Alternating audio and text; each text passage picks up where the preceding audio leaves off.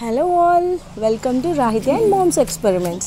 So ఈరోజు అయితే మనం టేస్టీ చేపల పులుసు ఈజీ ప్రాసెస్ ఎలా చేయాలో తెలుసుకుందాం. సో మా కోడలు అండ్ మా విహాన్ అయితే సో ఎగ్జైటెడ్. వాళ్ళు ఫస్ట్ టైం అనమాట ఇలా విలేజ్లో చేపలు తీసుకొచ్చుకొని ఇక చేపల్ని క్లీనింగ్ చేసే ప్రాసెస్లో మా వాళ్ళైతే చేపలతో ఫుల్గా ఆడుకున్నారు. సో ముందుగా అయితే మనం చేపల్ని ఫుల్గా క్లీన్డ్గా కడుక్కున్న తర్వాత లైట్గా పసుపు అండ్ లెమన్ జ్యూస్ కలిపి ముక్కల్ని మళ్ళీ ఒకసారి 2 సార్లు బాగా కడుక్కోవాలి. సో చేపలు అనేది అస్సలు వాసన రాకుండా ఉంటుందన్నమాట. అండ్ వాటి మీద పొర ఎవ్రీథింగ్ అంతా క్లీన్గా కడుక్కున్న తర్వాత మనం చేపల పులుసుకి మెయిన్ ఇంపార్టెంట్ ఏంటంటే మసాలా. సో ఆ మసాలా ఎలా తయారు చేసుకుందాం అనేది మనం ఫస్ట్ చూద్దాము. చేపల కూరకు మసాలా చాలా ఇంపార్టెంట్. మసాలాతోటే చేపలది టేస్ట్ అంతా దాంట్లోనే ఉంటుందన్నమాట. సో చాలామంది ఆనియన్స్ని ఆయిల్లో వేసి ఫ్రై చేస్తారు, బట్ అలా ఎప్పుడు చేయకూడదు. ఆనియన్స్ని మంచిగా పొయ్యి మీద కానీ, పొయ్యి లేని వాళ్ళు స్టవ్ మీద కానీ ఇలా కాల్చుకొని వీటిని స్మాష్ చేసుకొని మసాలాలో కలపాలన్నమాట. చేపల మసాలా కోసం కొన్ని ధనియాలు, జీలకర్ర ఇంకా మెంతుల్ని లైట్గా రోస్ట్ చేసుకొని పక్కన పెట్టేసుకుందాము. సో 1 kg ఫిష్కి ఒక బాల్ సైజ్ అంతా చింతపండు నానిన తర్వాత రసం బాగా పిండి పక్కన పెట్టేసుకుందాము. పుల్లటి చింతపండు అయితే చేపల పులుసు బాగా రుచిగా వస్తుంది. సో ముందుగా అయితే మనం కడాయి పెట్టుకొని అందులో 3 table spoon of oil, 1 spoon of జీలకర్ర, మీడియం సైజ్ అంతా ఆనియన్ వేసి బాగా ఆ ముక్కల్ని కలుపుతూ ఉండాలి. దూరగా ఫ్రై అయిన తర్వాత ఒక 10 కరివేపాకు రెబ్బలు వేసి కలుపుతూ ఉండాలి.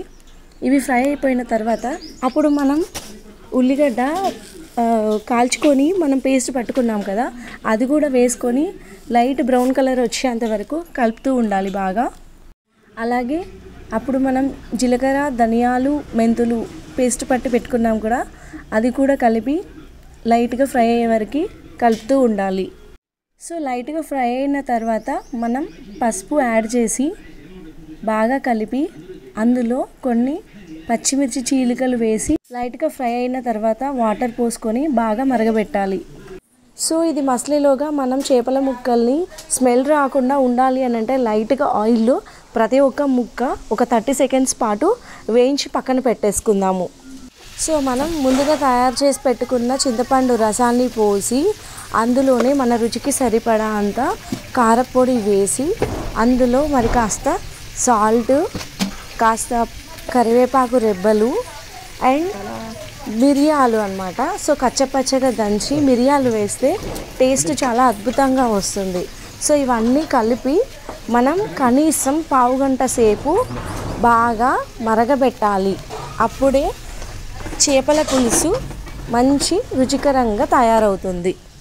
సో మనం 10 నుండి 15 నిమిషాల పాటు ఈ చింతపండు పులుసుని బాగా మరగనిచ్చాం కదా, చూడండి చాలా దగ్గర పడింది.